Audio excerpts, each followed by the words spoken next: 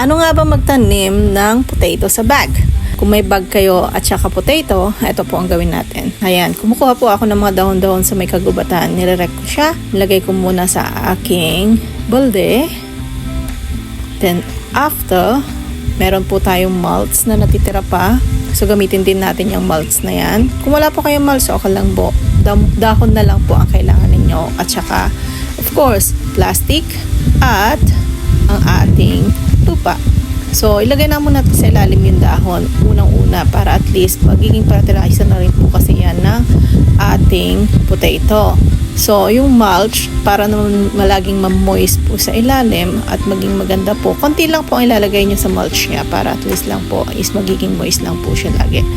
Then, lagyan natin ng lupa. Mas madaming lupa po, mas maganda. Ayan, ilalagay natin ng lupa. Punuin na po natin yung bag na yan. Kasi, yan po ang magbibigay sa kanya ng magandang growth. Dalawang potato po yan. Galing po yan sa market yung potato ko ay nag-grow na po siya. Hindi ko na siya makakain. Kaya ayan, tatanim na lang na po natin.